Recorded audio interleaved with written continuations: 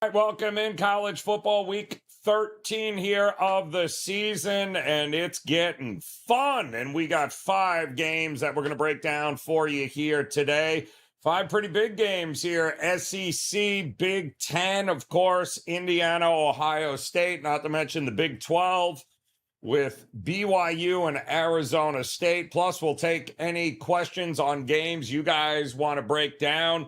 It's the college football kickoff show here on WagerTalk TV. And we'll do it with the Thursday crew. So we welcome back in the pen, Ralph Michaels in the house, as well as Drew Martin and the one and only Rob Veno, ready to roll here on this week 13. And Ralph, let's kick it off in the SEC if we can here with Ole Miss taking on a rejuvenated Florida team. They got Langway back last week. And they dispatched LSU, no problem. They're back in the swamp, getting ready to take on Lane Kiffin and company here. Lane just trying to win out here. It's the best he can do. What do you think we're going to get over in Gainesville here this weekend? Well, Joe, let me start this video by saying this is an actual client release for me on Mississippi. So obviously I'm very strong on the Rebels. You look at Florida and like away returns and they get a nice win, 339 yards. You know, they actually got outgained by 53 yards. But one of the differences was his mobility. They were not sacked, and they actually got 7 sacks against LSU. That was the complete difference in the game. But they're not getting sacks, those kind of sacks on Ole Miss. When I look at Ole Miss, they are the most dominant team statistically in college football, bar none. They've played the number 5 toughest schedule. Yards per game diff, that's offense minus defense. They're number 1 in the country, plus 230 yards per game. Yards per play diff, they are plus 3.2 yards every play they run, and they're number 2 in points per game diff at 27.8. We also have an Ole Miss team that is rested. When I looked at teams that had a late season bye from game 9 or later, and they've won 75% of their games, and they're now an away favorite of 4 or more, they have gone 15-5, 75% ATS. When I look at Lane Kiffin as the Rebels head coach, as an away favorite of 4 or higher, he is 8-1 against the spread. The only game he failed to cover as a big away favorite was last year in the Egg Bowl, and that was a 17-7 win. I believe it was bad weather, and he only failed to cover that by half a point. So he's been very competitive when going on the road. I look at Florida. They're a team that now thinks no problem. All we have to do is win one of our last 2 games, and they're likely to do that, with Florida State on deck. But from game 9 on and later in the season, teams with 5 wins that are a home dog are only 60 and 89 against the spread. That is 40% ATS. And teams that are a conference home dog of 10 or more that are off a conference win, only 48 and 87, 35.6%. Lastly, we have a Florida team that was on the field for 92 plays against LSU last week. Florida's defense on the season has been on the field longer for more plays than all but 4 teams in the FBS. Ole Miss is number 19 in plays per game run. We're going to see Florida's D wilt here. Ole Miss dominates the game. They're number 2 in explosive plays of 20 yards or more. Florida number 125 explosive defensive plays allowed. Mismatch. Give me the Rebels. All right, back in Ole Miss to get it done, says Ralph there. Don't forget, guys, hit that like button, hit that subscribe button if you haven't done so already. Become part of the WagerTalk TV family. We appreciate you stopping by. Want to send a shout out to those joining us live. Titan CT in the house. K Loot in the house. Always a pleasure to see you guys. GPT 2000. We will talk a little Colorado, Kansas coming up for you But we do want to welcome in Drew Martin to the show. And Drew is going to talk about another big SEC matchup here, Drew, as Kentucky getting ready to take on Texas. Now, Texas, they got a pretty big game coming up, Drew, next week against Texas A&M. But they got to get through Kentucky and handle business here. Do you think they will rather easily? You think Kentucky can give them a run for the money? They gave Ole Miss a run for the money and won that game. Can Kentucky pull another upset here? You know what, Joe? At first glance, to answer your question, my eyes were going on the Longhorns here.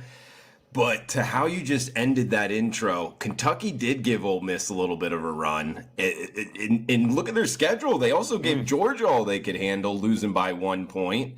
And they stayed well within the number against Tennessee as well. So some of the three best teams in the SEC, Kentucky's given them all they could really handle. And looking at the Texas side of things, you know, Joe, we've gotten to the point in the season, especially this year, with all the changes in college football, you just can't kind of look at the SEC moniker. You could do this in the Big Ten as well, these bigger conferences, and be like, oh, it's an SEC team. They all play, you know, it's all the same. Not at all. Look at these two teams in the difference of schedules. I mean, Longhorns fans, you might want to kind of do some earplugs here. You might not want to hear this, but go look at Texas's schedule. Joe, their best win is against the Florida Gators with a third-string Ivy League quarterback taking snaps back there. This team has beaten absolutely nobody. I mean, they played Georgia. They lost outright as the favorite by 2 touchdowns. I have my questions here about Texas. Yes, very good recruits. Seems to be a well-coached team. They are playing at home. However, you know, this is a team that really hasn't beaten anybody, and they're hosting Kentucky. Pretty good defense overall. They're 3-0, 100% as an underdog, covering in those 3 games by 40 ATS points. So they've been underpriced in this role. They're coming off of playing an FCS team as well. I wouldn't be surprised here, Joe, if they stay within 3 touchdowns. This is a pretty big number. Lastly here, guys, the profile. If you're betting on Texas, they're going to have to win by 3+ touchdowns. And the market is telling us points are going to be at a premium. Look at this total, sub 50, 47. That's a low total. I lean with the dog, Joe. I wouldn't be surprised if Kentucky gives them a game here. So let's go with the Kentucky Wildcats, plus 20 and a hook. Yeah, it wouldn't shock me. I mean, we've said it, Drew, all year long. I like that defense of Kentucky for sure, and they're gonna have to play well to give themselves an opportunity offensively to get in there. But I wasn't all that impressed with Texas's win last week, so we'll see what they've got here with Texas A&M on deck. And don't forget, if you are joining us live here on the stream, drop a game or two that you want to talk about or hear about or have questions about in the chat room. We'll get to them here once we're done going around the horn as we welcome in Rob Veno, who is going to visit the Big Ten. And yes, we will get to Indiana and Ohio State in a roundtable discussion coming up. But in the meantime, Illinois taking on Rutgers. Veno, interestingly enough, Rutgers pulling off a couple of wins here as of late. I still don't like their team. Although Illinois, I can't seem to get right. I don't know whether we should be backing them. I liked Michigan State, and Illinois embarrasses them. So Rutgers bowl eligible now. I think that was their 6th win, right? Illinois hovering at 5-5. What do we got here in this one? It's a pick 'em price.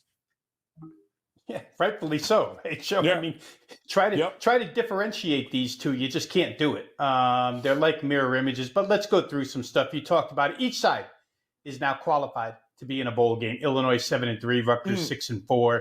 Of course, here mid-November in New Jersey, you want to check weather, and it's going to rain. It's already raining today, and it'll rain tomorrow. But the weather's going to be clear on Saturday, 50 degrees. About 15-mile-per-hour winds, which I don't think affects either quarterback in this game. Take a look at Illinois on the Big Ten road. You know, they really haven't been on the road much this season. They're 1-2 straight up. The only reason why I mentioned straight up and not their miserable ATS record is because you basically just have to win this game. They won in overtime at Nebraska, and no shame in the 2 that they lost, though. You go to Oregon, you lose by 29. You're supposed to lose. They went to Penn State, covered the number. lost by 14. But like I say, there's nothing wrong with that. Each team, little bit of streak breaker. You talked about being on the Michigan State side last week. I can confidently say that you were probably not the only one on Michigan State. That line got pushed down. Not a lot of love for Illinois because they were playing poorly up until that game. Lost back-to-backs to Oregon and Minnesota. Come up with a big win. Rutgers, the same thing. Prior to these last two wins, they lost 4 straight. And then they show up out of nowhere beating Minnesota and Maryland. And we'll get into what they did defensively in those 4 games, which wasn't good in a second. But when I started to go through these things, Joe, I just said, who's got more motivation here? And I can't even come up with a clear answer on that. Rutgers, if they do win this game on Saturday, they can set 3 football school marks. They've never won 3 straight games in the Big Ten. They've never won 4 Big Ten games total in a season. And they haven't beaten a ranked team in 15 years. So there's a lot, Greg Schiano's a great motivator. I could just, see him telling his team, listen, we've never won 3 in a row against conference teams, and we've never won 4 in a conference season. So they'll be fired up. I think Illinois, Brett Bielema, not a bad motivator himself. They have an opportunity here at 7 wins. They got Northwestern next week. They win this, they win that, they're up to 9. It probably puts them in one of the upper echelon Big Ten bowl games. It's likely to be either the Citrus or ReliaQuest, one of those two, the Orlando and Tampa games used to be the Outback, I think, for ReliaQuest. New Year's Eve games, that's a big deal. If they win that game, they get 10 wins in a season. So I think each side is motivated. Quarterback play. Listen, Ethan Kaliakmanis, they call him the Greek rifle for Rutgers. He's been a lot better than advertised. They thought of him as a game manager. He's been far more than a game manager, 6 TDs and only 1 INT in his last 3 games, got a little bit of mobility. And, of course, Luke Altmaier, we've said all season long, he's avoided mistakes. He doesn't look like the kid that played for Louisiana Tech and then last year at Illinois. A lot better here. When you think of these two, you think of ground and pound kind of. But their run defenses inside the Big Ten both stink. They're 14th and 15th inside the Big Ten in run defense. So where do you find any difference in this game to confidently pick a team and say, I like that side? To me, I think it comes down to a couple of things. Illinois has got a really good pass rush. Number 4 in the Big Ten in quarterback sacks. Rutgers doesn't really protect, or they do protect the quarterback fairly well. Only 1.5 sacks per game. So, who wins that battle? And then I flip it around, and can Illinois protect their quarterback? Altmaier's gone down 28 times this year. It's the second highest total in the Big Ten. But Rutgers doesn't really rush the quarterback. So is it good or bad? I'm not sure. Rutgers defensively, 443 total yards or more allowed in 3 of their last 4 games. And yet they won a couple of those. Not that great. It's a red flag on their pass defense. Their pass defense, how about this? 383 to UCLA, they allowed 308 to USC, and 335 to Maryland. If Altmaier in the passing game can come up with anything, I can understand why people have pushed this from 46.5 to 47.5. It makes some sense. Illinois has been way better defensively on the statistical board overall in total defense. I think for me, I'm going to lean towards Rutgers and the motivation and the emotion that they're playing with right now. Schiano is a good motivator. And they have Kyle Monangai, their star running back, who's probably the best runner on the field. Rutgers has been doing it with smoke and mirrors a little bit. And this is a team you could probably do it with smoke and mirrors again. So slight lean towards Rutgers, very, very slight lean towards over. Oh, it's a tough one, Rob. It really is. It's a coin flip. I'll say this, though. I mean, Illinois, they got what, a win here. Then I think they only have Northwestern left. And, all of a sudden they could be a 9 or 10 win team this year, which is kind of crazy because I didn't have them pegged as that. But that's the kind of season it has been. And Schiano, quality defense, don't turn the ball over, get out yarded. You can still win games in the Big Ten. That's what it's all about. But should be an interesting one here, as should be, of course, the 2 big remaining games that we're going to break down for you guys here. One of them in the Big 12 with BYU and Arizona State. That's coming up. And, of course, the big one there, Indiana taking on Ohio State. Want to send a shout-out to Evie Evans in the house. He's got a question about New Mexico State and Middle Tennessee State. I've got a question about your choice of games, but that's a whole different conversation we can have when we address that coming up here. Didn't expect that one there. Titan CT. Also, we've got G Hurt in the house. Wants to know about our thoughts on Pitt. Anthony in the house, too. We got all sorts of folks joining us here on the live show. If you have any questions, drop them in there, guys. We'll get to them, but we're going to talk Indiana, Ohio State here, and it should be a lot of fun. And we're going to learn very quickly whether or not this Indiana team is for real, because I've been hearing a lot, Ralph, this week that they've played nobody. They're going to get exposed. What are we up to? 12 and a half now, 13. I'll say this about Indiana. I've watched them a lot. Quality quarterback. It's a well-coached team that doesn't shoot themselves in the foot, Ralph. And while they certainly haven't played the same level of competition as Ohio State, you can only play the teams that are on your schedule, Ralph. And quite honestly, I didn't think any of them were particularly close. They were clearly the better team on the field. Can they hang and even do the unthinkable and throw total chaos into this playoffs this year by beating Ohio State? No, not at all. You want to think about it, Ralph? You want a minute? Yeah, we can come back to it. No, you're good? I think they played nobody and they're going to get exposed. How's that? So that like those words were in my head, Joe. I don't know where the hell they came from. Let me quantify the schedule. Okay. Indiana fans, again, not to cut you short, Joe's right. You can only play who was on the schedule. And let me say this. I told you Ole Miss was number one in yards per play diff. That is my number one go-to category. Yards per play offense minus defense. Ole Miss was number one that I talked about earlier. Ohio State is number two. Indiana is number three. So statistically, you are correct. They have been incredibly uber successful. But when you look at strength of schedule, Ohio State has played the number 9 schedule, and Indiana has played the number 62 schedule. I think that's the lowest among any Power 4 team at this point in the season. And even to take that one step further, Indiana's played 3 road games. Michigan is number 100. UCLA offense rank number 121. Northwestern offensive rank 129. Michigan State offensive rank number 104. So their average road game offense is ranked over 110. Guess what? Ohio State is number 12 in the country in points per game and number 17 in yards per game. That is going to be a culture shock. I went to the database and I looked for teams that were an away dog of 3 or more that are undefeated with at least 7 wins. So you're at least 7-0 to start the season. You're playing an opponent with at least 1 loss. It's only happened 34 times in the last 12 years. But those teams, undefeated away dogs of 3 or more against a team with at least 1 loss, 10 ATS wins, 24 ATS losses.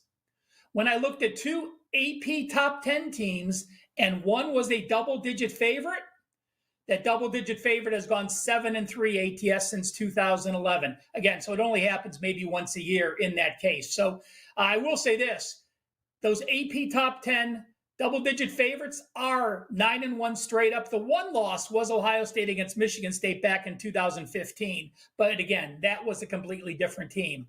You know, when I look at Indiana, they passed the eye test. But again, they've passed the eye test against weaker foes. Having played 3 weak opponents on the road and now having to go to a sold-out Ohio Stadium, I can only lean Ohio State. I am not betting against Indiana. I am not betting on Ohio State. But if you said pick a side, the Hoosiers have to prove it to me this week. And I think Ohio State does get it done. So you're saying there's a chance, Ralph? Is that what I was? No? Okay. Drew, let me ask you here, man, because if anybody can take a look at the other side, it would be you. 2 touchdowns. I mean, it was 12.5. It's getting closer to 2 touchdown mark. The total is also interesting. That seems to come down a little bit, and the trends tell us that that's probably not a bad look either. That maybe the defenses are going to be the stars of the show here. At least one defense anyway. But how do you approach this game with these 2 top 25 teams with a lot riding on the line with time to prepare? Oh, it's a great game. Yeah, I can't wait for this one. I mean, a lot riding on the line for sure here, Joe. I guess the way I would look at this is Indiana's run defense, Joe. I feel like we're going to know pretty early on in this one, in the first quarter, because when you look at the Hoosiers run D, it's near tops in the country in terms of rush yards given up. The problem is the rushing offenses that they've gone up against, really nobody ranks in the top 50. So now they're going up against this Ohio State team, which, you go by 4 and 5 star recruits. It's nowhere close. It's like 60 on the Ohio State roster and like 10 on the Indiana roster. Not that I handicap off of that, but it's something to have in the back of your mind. So if Ohio State's able to get the push up front, get that running game going, control the clock, this might be a long day for the Hoosiers. However, if Indiana's run defense does step up, keeps their numbers somewhat similar to what they've been so far this season, I think they're going to be right in it, Joe. I really do. I mean, you bring up, big time game, big time atmosphere. The problem with Ohio State this year in the Big Ten contract on Fox, it's all big noon games. So, this is an 11 o'clock a.m. kick time, local time. I think that actually hurts Ohio State. Not to mention Indiana off of the bye week. They're 3-0 straight up and against the spread on the road this season. And they've blown out the odds makers projections in this role on the road. Look, if Indiana can hold up run defense, like I explained, I think it becomes, who has the better quarterback. Welcome to modern day college football. Will Howard versus Curtis Rourke. And I like Indiana's chances with that, Joe. I really do. Plus the fact you get near 2 touchdowns in your pocket. Hey, man, give me the Hoosiers. Yeah, I mean, and they've had, Drew, it's a good point here.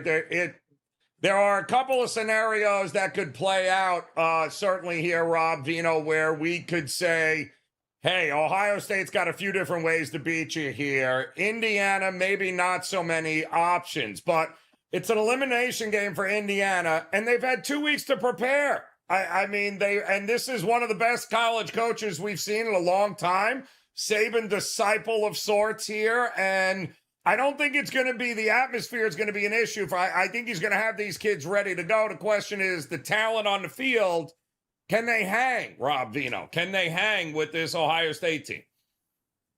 Yeah, I think this is one of those games, Joe, where the underdog, despite all their wonderful numbers, really is going to have to out-scheme the favorite, right? You don't expect Indiana's receivers to beat Ohio State's defensive backs. You don't expect Indiana's offensive line to just push Ohio State's defensive line around.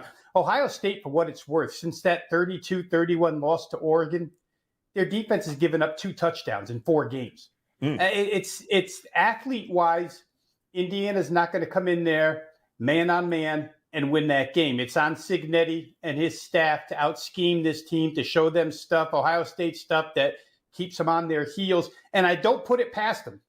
I don't put it past him simply because he's got a QB and Curtis Rourke that can read defenses really quick. His pass protection is going to have to be good. He's not much of a runner. And I could sit here and tell you that Ohio State, in my mind, if things went right for them, could potentially score 14 points off their defense, whether it be returns for touchdowns or whether it be turnovers forced that put them in short field situations. I don't know that I can say the same about Indiana, but I do have one question here for Ohio State. Now, their starting center, from what I read this week, Seth McLaughlin, is out for this game. Yep. There's some offensive line shuffling going on at Ohio State. And of all, left tackle, probably the premier spot in an offensive line, but center, the most underrated spot because he makes all the offensive line calls. He looks at where the defense is going, what they're doing, and calls it out to everybody else. So you start moving your guard to center, putting a substitute guard in at guard, and I know Ohio State reloads. It's just something that you don't want to have to go through in the 11th game of the season when you're facing, an opponent that's a contender for the conference title. In the end, I think Ohio State's probably too good. They're probably 14 better. Will Howard continues to be the most underrated. You think Kansas State wants Will Howard back now? After watching Avery Johnson and his show, great athlete, but I mean, the guy's all over the place with the ball. So I think Will Howard will be steady, and Indiana's defense is going to be tested. I think if I had to, I'd play Ohio State. If you're leaning, you're going to Ohio State. And anybody, Ralph, let me ask you. I know there was a question in there. And by the way, I believe the kid that's going to be stepping in for McLaughlin, the center that came over from Alabama, I believe he transferred in, was the center last year, Ralph. I believe he was starting center last year. So it's not like they're taking a redshirt freshman off the bench. The guy played all last year, so he's got plenty of experience. I don't know that losing the center is all that big a deal. But does this affect the total at all in your mind, though, Ralph? 2 top 25 teams, kind of an elimination game. Should we be looking at the under here? In the NFL, it's much more important. So, it's a great point. I will never play on a team the game after they lose their an experienced starting center into the midseason. That's how cohesive they are. College football, a little bit less. The backup does have experience. McLaughlin is out for the year. It was an ACL, so they shut him down. So at least it's not a one game mode that they think they're going to switch back. And I think that actually helps the offensive line as well. So I don't think this adjusts to the total. I did want to bring up one more point, and Drew brought up about, the rush offenses that the Hoosiers have faced and why their numbers are so good. They've played one FBS team, one Power 4 team this year that has an offense that was better than 75. That's it. And that was Maryland. And against Maryland, they allowed a season-high 401 yards. So to me, I lean over, even with the center issues. Yes, it may cause some issues early, but there's so much talent around that center, I'm not worried about it. All right. That's going to be, we're going to learn a lot. You might have to pay in order to find out if Indiana is for real. But boy, oh boy, if you think Ohio State runs the table, and there's a lot of people think Ohio State, not Oregon, is the best team in the country, well, they got to get through this Indiana team first, and we'll see. I think that's going to be a fun one. And so is the last game that we'll break down before we start diving into some of the games that have been dropped into the chat room. I can tell you this, though. I know Ross Huff there over on YouTube Shorts says, hey, better sprinkle a little something on that money line with Indiana as well if you're taking the points. And I can't argue with that. David Silva says you can only play your schedule. Absolutely true there. There are some guys going, why are we not looking at the alternate line here with Ohio State and just ladder it up there? What do you think there, Veno? Ladder it up with Ohio State, lay to 12.5 to 14.5 to 16.5. If you think it's going to be that big of a blowout, just ladder it on up there. Oh, mute it. I don't think he likes the ladder, Dan. It could be me. Yeah, I'm afraid of heights, guys. I'm afraid of heights. So no Ferris wheels, no ladders. Yeah, I'd rather wait in game. If you see signs real early, first quarter, where you think Indiana's getting pushed around, then in game is almost the same working as a ladder. Of course, you pay the price for in game rather than getting it ahead of time. But it's hard to project what might happen on the field before it starts where ladders are concerned. I don't play them a lot. I will say this, team totals are not available yet, but if you really love Ohio State's defense and you don't think that Indiana man-to-man offensively can attack Ohio State consistently throughout the game, if you just use the line given here from the odds makers, it looks like about 32.5 and 19.5. Indiana team total under 19.5 if things go wrong. probably is a way that I would look, or you could look Ohio State over 32.5 if you think they'll just dominate that defense. Again, Ohio State just looks like the better team athletic, and they've gone to Oregon and to Penn State already. I'm sure they're not going to see much different in Indiana than what they saw there. No, I agree with you there. I think maybe the best part about this game is going to be the fact, guys, that if Ohio State blows out Indiana, and beats them and beats them handily, all that does is give the committee a reason to put yet another 2-loss SEC team in the top 12 and only put Penn State in the conversation as a 1-loss Big Ten team. Because if it comes down to an 11-1 Indiana who gets blown out by Ohio State, tell me I'm wrong, Drew. Tell me that the committee's not going to put a 2-loss Tennessee team or somebody else from the SEC. They're going to look at that and go, sorry, just you played nobody, and when you did play somebody, you got crushed. It feels like Indiana keeps it close. They don't have to worry about the playoff. Indiana gets blown out. The committee has a reason to make sure they don't end in the top 12. Sure, Joe. I don't disagree with you, and even exponentially more if that team is Alabama. We've seen no other team in college football get more of the benefit of the doubt than the Alabama Crimson Tide. I actually think it's a great case study to see now with Nick Saban gone, do they get that same treatment from college football in general? You got to remember, like half of ESPN's staff, in terms of their announcers, College Game Day, all went to the University of Alabama in some form or fashion. So keep that in mind, because I think people are actually influenced by these broadcasters on the big name networks like that. And I'll also add on to this, Joe. One other reason to look towards the Hoosiers is because I think they kind of know that, if they're down 20 and they can punch in another touchdown, or something in that nature. They're down 17, 20 points and they can punch in another touchdown.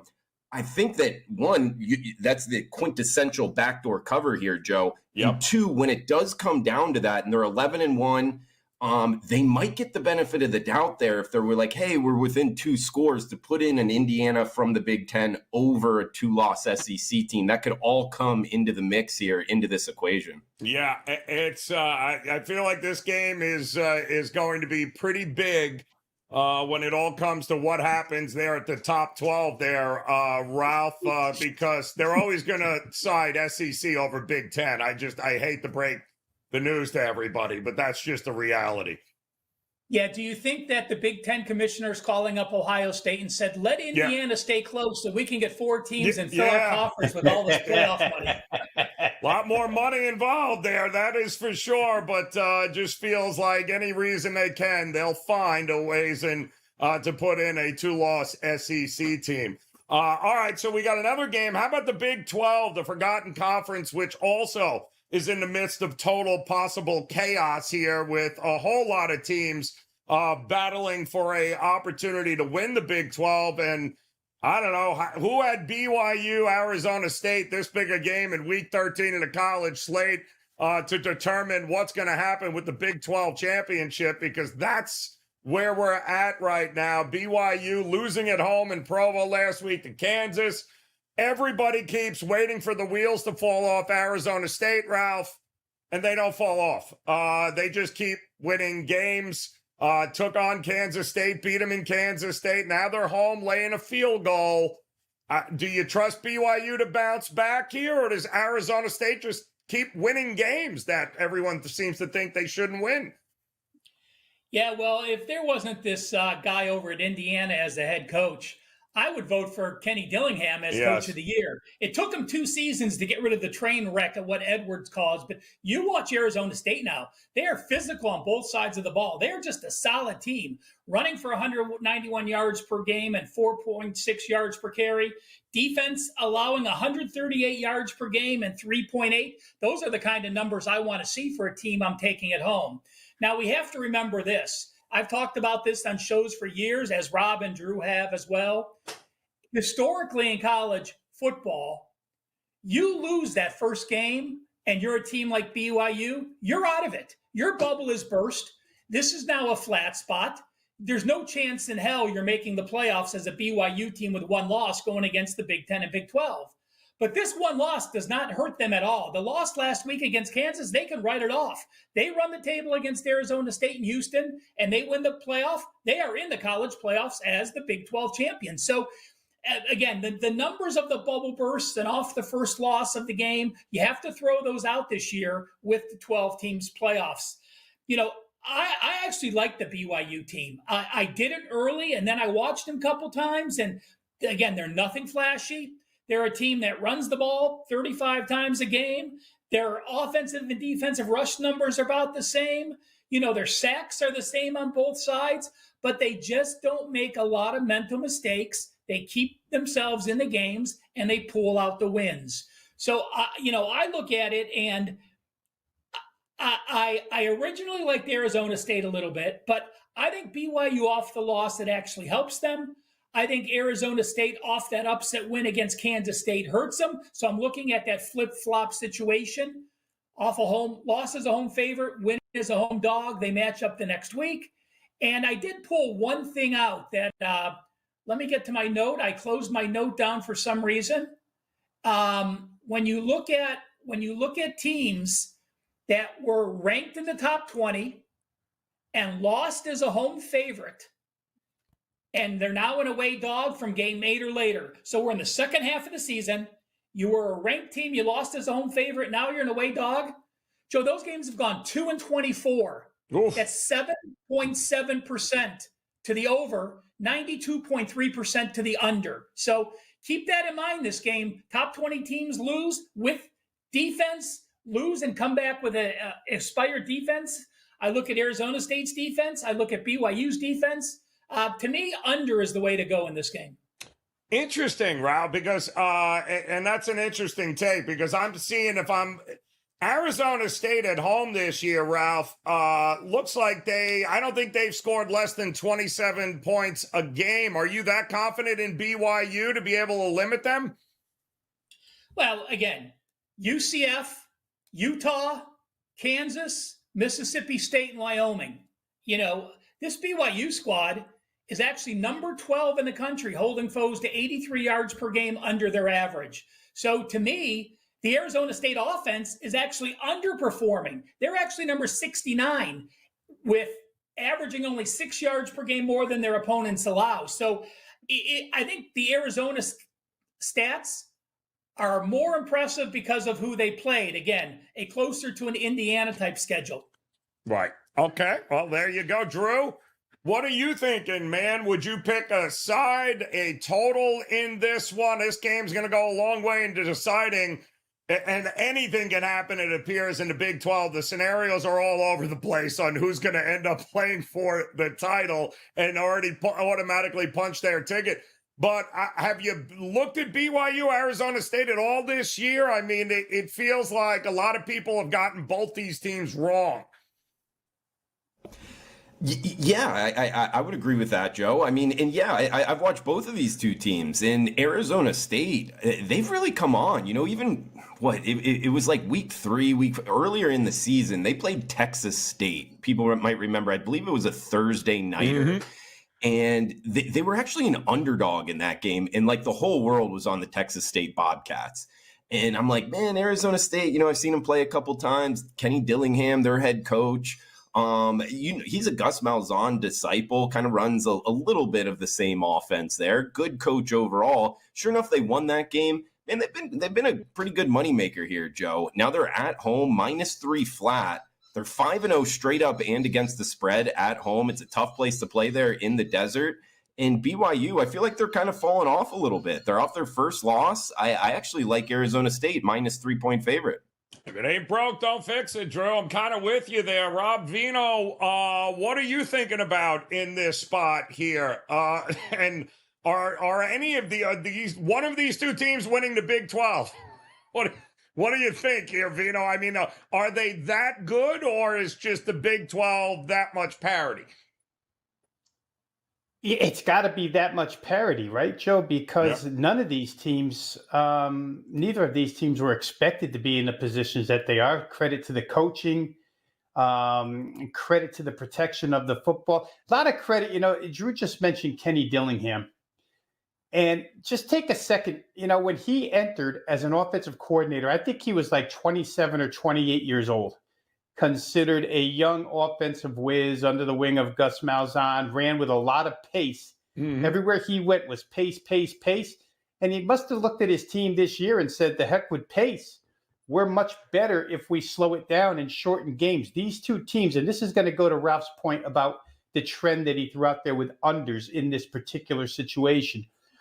But if you throw some fundamentals into that technical trend, ASU is 98th in seconds per play in the country. BYU is 113th. Arizona State runs a play every 27 seconds. The other side runs one every 27.8. And for Arizona State, it's gotten even slower. The last 3 games, 30.1 per play. That's almost the entire play clock. And why not when you have Cam Scatterbo running the football? BYU better come to tackle, because I know that Ashton Genty gets a lot of praise in the fact that he makes yards after contact. But Scatterbo, I hear it pronounced 2 different ways. It's spelled Scatterbo, but a lot of guys a lot of announcers say Scatterbo. Whatever. First guy doesn't bring him down. So let me just run you some numbers of yards per rush allowed by BYU in their last 5 games. 5.4, 7.1, 4.9, 4.8.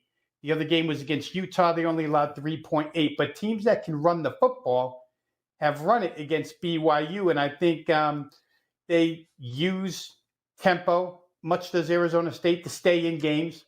So it'll be interesting. I'm kind of in the camp with Drew, where I see Arizona State coming on. Last week, watching that game, Avery Johnson, QB of Kansas State, against Sam Leavitt, QB of Arizona State. Leavitt looked like the better quarterback. He's not the more talented guy, but he's a better quarterback. And Dillingham's got a pretty good concept offensively. Both are pretty decent defensively. In BYU's defense, the last 2 games where, it looks like maybe they're slipping. Total yardage doesn't say that they're slipping. They outgained those 2 teams, Utah and last week against Kansas State, by 80 by 80 and 92 yards. So they're still holding teams down, just making a few mistakes that they hadn't made earlier in the year. Good game, but I think I would lean a little bit towards Arizona State, probably more towards the under, though. Leaning towards the under in that one there, but still a lot to be determined when it comes to the Big 12, and the Big 12 championship should be very interesting over the next couple of weeks. All right, is now your turn, guys. If you are joining us live on the stream here today, we appreciate you hanging with us. Roger Long, Bill Sandoval, Titan CT, David Silva, Hanosha in the house, Gene Walker, Ross Huff. We appreciate you guys across the board.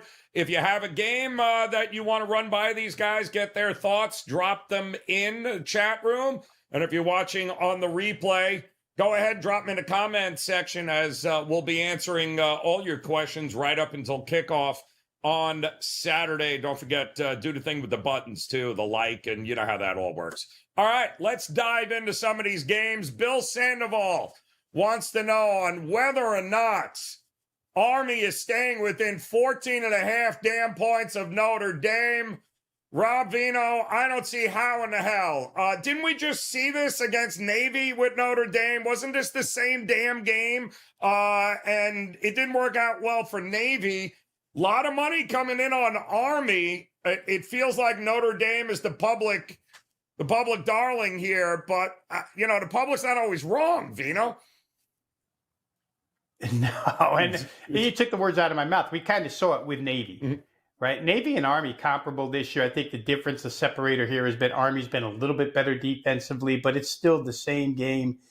Notre Dame has already seen option offense in play this year in the Navy game. Their defense is outstanding. And unlike a lot of these other teams that can make some hay with the conference playoff committee or the college playoff committee, Notre Dame, not having a conference, has to just go out and continue beating the tar out of teams. So If they get the opportunity, like against Navy, they will. Army's likely to be exposed here. The schedule hasn't been great that they've played. I don't know where it ranks across the 134 in the country, but it hasn't been outstanding whatsoever. They haven't really beaten anybody impressively. And there's been a lot of games where they gave up a lot of points. You're going to go up against this Notre Dame offensive line and defensive line.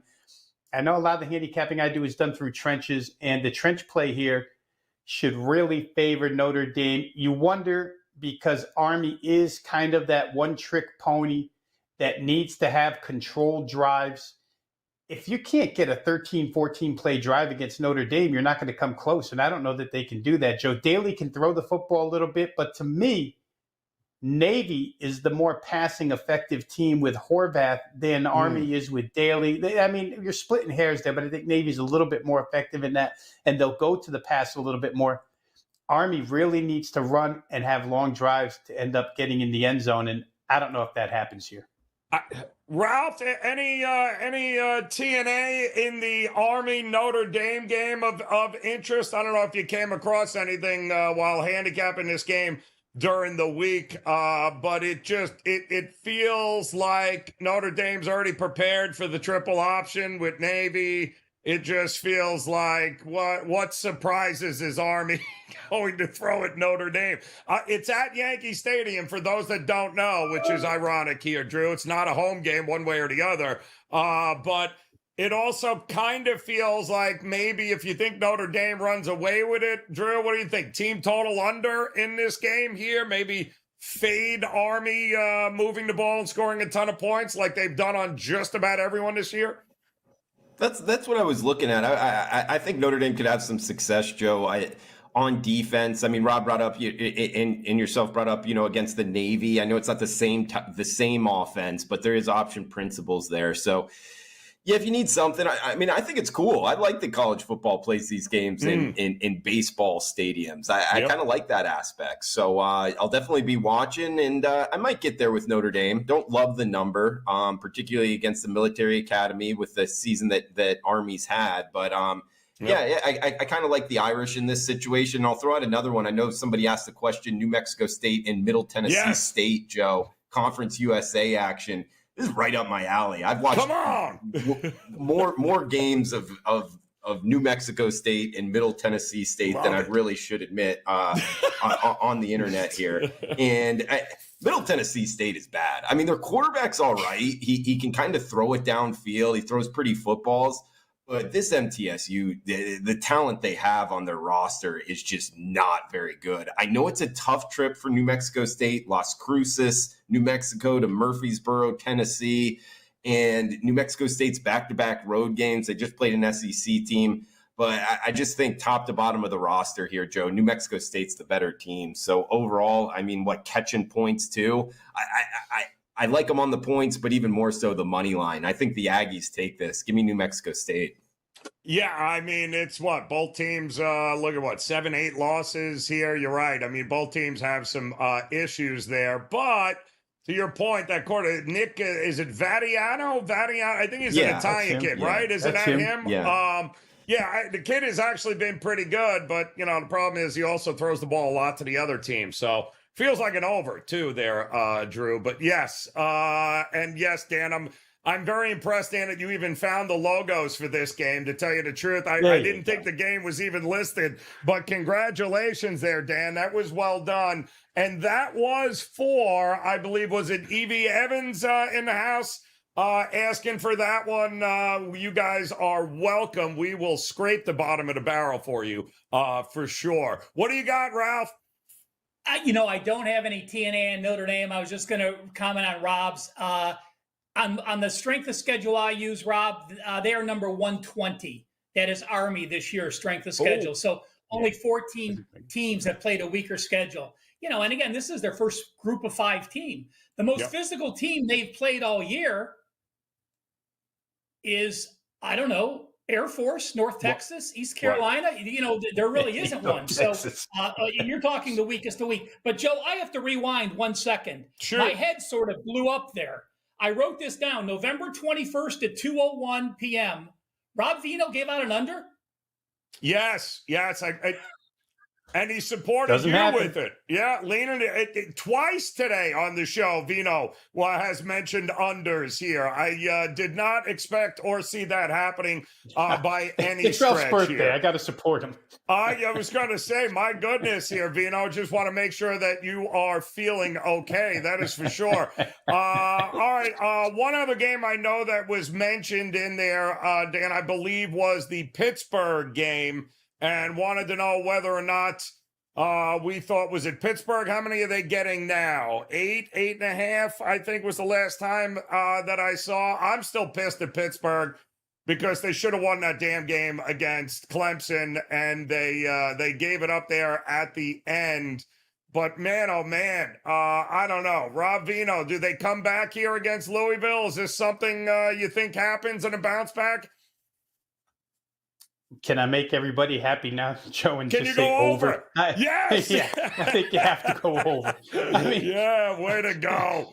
How else do we want to play this game? I mean, honestly, Louisville's got to be as big of a disappointment as, the little bit of a close here. Pittsburgh started off so fast. But still, two throw-happy teams, two teams that don't necessarily defend consistently. It's probably much better than trying to separate the sides here in the 8 points, which I think you could make conflicting arguments both ways. But I don't think you can make a conflicting argument where this total is concerned. It's going to allow you to cash a ticket in a game that goes 31-27, for instance. Those high 50s numbers always become so common. You like to have it in the range of 55.5, 56, so you get 57, 58, 59 to yourself. But here you get 58 and 59. I think there's enough common scores here that these two can find that. Yep. Again, just two. And Pittsburgh's pace, they both play at pace. So it's kind of crazy to think that these two play callers, Jeff Fromm on one side, the first-year guy at Pittsburgh on the other side, don't run a lot of plays and score a lot of points in this one.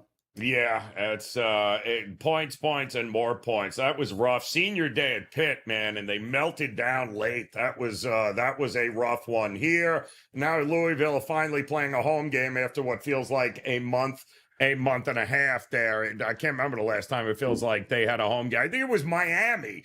And speaking of Miami, screw you, Miami, in basketball. That's a different conversation. But Drew, they're laying 3 touchdowns this week against Wake. And coming off that loss, right? This feels like a good get-right spot. But are we back to trusting Miami to drop 50 points against this Wake Forest pitiful defense here? I think we are, Joe. I think they bounced back. They took the shot on the chin. We all knew it was coming. You can't watch Miami Hurricanes football probably since Ken Dorsey was back there taking snaps, and know they weren't going to drop a game or two. So I think they just dropped the game. They're going to bounce back here. I wouldn't be surprised if Miami runs the table the rest of their way and finds themselves into the playoffs, Joe. So I think water under the bridge, bounce back on. Let's ride the Miami Hurricanes going forward.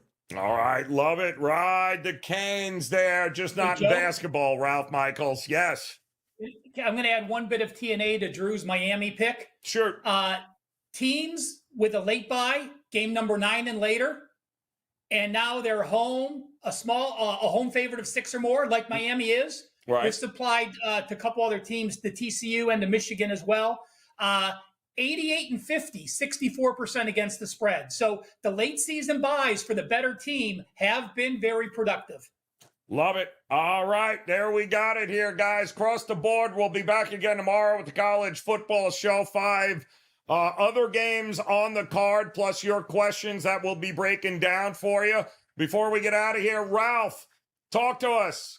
Coming off that 5% win a week ago and your birthday week here, what do you got locked and loaded for the folks at WagerTalk.com?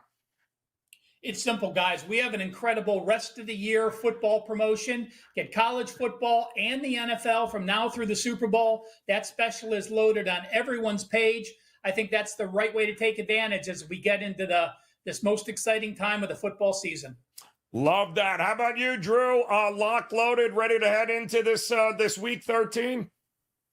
Absolutely, Joe. Locked and loaded, 5% max limit going this weekend, straight off of yesterday's clean sweep of the Maction board in college football. So got one I really like. I'll be in with the all access for NFL and college football for this weekend. So take advantage, guys. Don't pay for another pick the rest of the way, all the way through the Super Bowl. College football, NFL, rest of the year, heavily discounted. Drew Martin, WagerTalk.com. Love it, Drew. How about it, Mr. Veno? Feels like you're locked and loaded tonight, tomorrow night, Saturday, Sunday. What do you got for us?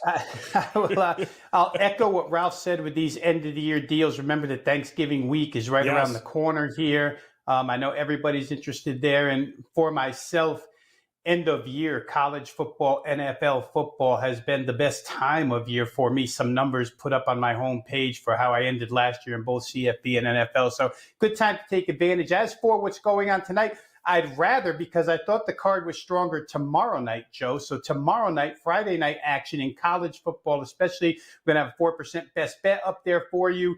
Tonight, we will have action in the NBA as well. But where college football is concerned, the stronger stuff to me was on tomorrow night's card. So find that at my homepage, wt.buzz/RV. Love it. All right. If it is from college football to college basketball, we've got that coming up live for you here in just a couple of minutes. So don't go anywhere. Make sure you hit that like button, hit that thumbs up, and of course, hit that subscribe button. If you haven't done so already, become part of the WagerTalk TV family. As you can tell, if you're new here, nobody has more free content than we do. So become part of the family and hit that subscribe button, and come back and join us again tomorrow for another edition of the College Football Kickoff Show. But get ready. We're about 6 minutes away from the college basketball show live here on WagerTalk TV. Best of luck with your plays, guys. We'll see you tomorrow for more college football.